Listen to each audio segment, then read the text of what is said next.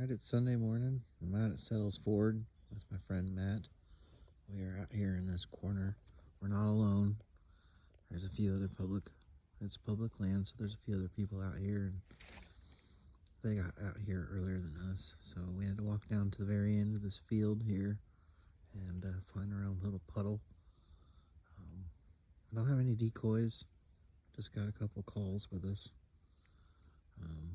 So we're kind of waiting for the sun to come up over the trees, and I walked out there and busted up a bunch of the ice. So hopefully we can try and call something in. I think we're spaced out well enough. There's two other hunters down the line here, but hopefully we've given them enough room, and we can still get at least a duck or some geese and call it a win for the first duck and goose hunt. So yeah, we're still learning stuff, and we got a lot more gear to acquire that would greatly help, but kind of going from there, and hopefully we can get a couple birds and learn something as the day goes on, and we'll keep going here in a bit. Thank you. All right, we're trucking it up this hill. Any glistening moisture you see down the way is already been packed full of people who know what they're doing and got here before us. So we're scouting on up this hill towards the river, and I've been watching a lot of videos, and I got this textbook saddle, not saddle, but more of a ledge along this hill, and we just kept trudging along up the way here, and then boom, that's like probably the freshest rub I've seen this whole season. It's got like stuff on the bottom. It smells like pine. Pretty interesting stuff to see. Keep hearing geese and things and whatnot on the other side of this hill. So I'm gonna put the phone away, catch my breath, and we're gonna pop over the top of that thing, guns blazing, praying.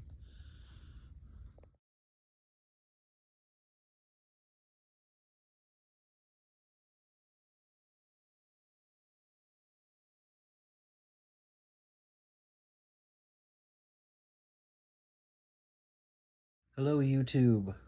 Thanks for watching the video. I know it wasn't very much of a video because I did not harvest any ducks or geese. That's okay, as long as you're okay with it. I'm okay with it. I did learn a lot of things. I'm going to share those with you now, and we're going to wrap this video up. Basically, the top 3 things that I learned were: get there really early.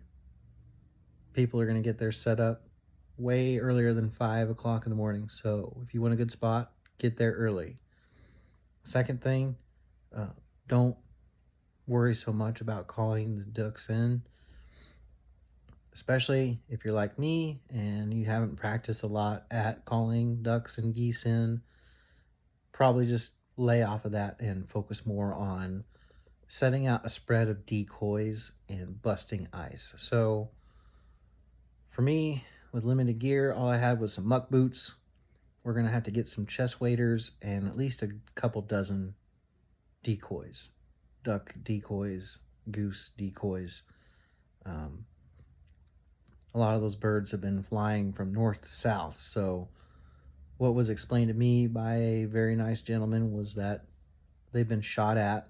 There's a possibility they've been shot at on the way down south through the countryside, so worry more about busting up that ice into a large patch and then putting out a really good spread of decoys. So that's on the list.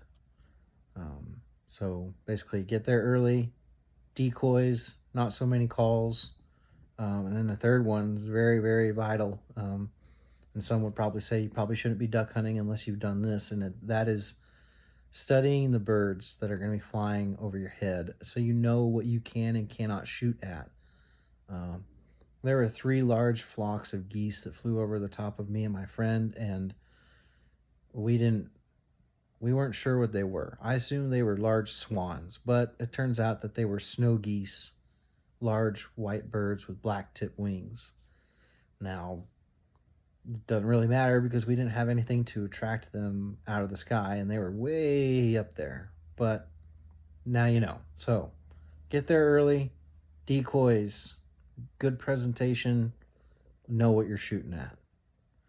1 p.m. in that area, the duck hunting closes down, so we had to switch to small game hunting. We're trying to get better at finding rabbits. Squirrels are a little easier to find because they're up in the trees. But we didn't find any of no rabbits either. Most often, I'm more likely to find deer sign when I'm hunting rabbits so far, so that's what I found. Lots of deer sign. I saw the freshest rub this year, but I walk up right to it and put my scent all over the rub. I don't know if that's probably not the best thing to do, but at least we saw deer sign, and I marked those spots on the onX app. So if I really want to, I could go back and maybe see what made that rub if I didn't spook it out of the area completely. I did find a couple of mushrooms. I wasn't sure what they were, so if anyone in the comments can help me identify those, that'd be cool. If not, then that's something I got to learn myself. So basically, yeah, that sums up the duck hunt. It was a learning experience more than anything, and that's okay, because basically the goal here in terms of my waterfowl hunting would be I have until January 5th to hunt ducks and until February 6th to hunt geese. Goal would be I really want to try goose for Christmas dinner. If I can get a pair of geese, I would love to practice cooking one for myself and then have a better plan as to how I'm going to cook and roast the next one for the family. So my waterfowl goal is to harvest at least 2 geese. Any ducks that I get, that's just a bonus. So yeah, a pair of geese would be great. Yeah, if you guys are sticking around to watch that, I am really appreciative. And if you're just tuning into the channel, the content's going to pick up, and that's because a lot of what I'm doing is I am teaching myself. Like a lot of the other tasks and skills that I know, I've had to teach them to myself through trial and error. So this go around, I've decided to film it all, and that's what you guys are watching is a noob teaching himself as best as he can to become a good hunter. So yeah, thanks for watching, and God bless you guys. I'll see you on the next video.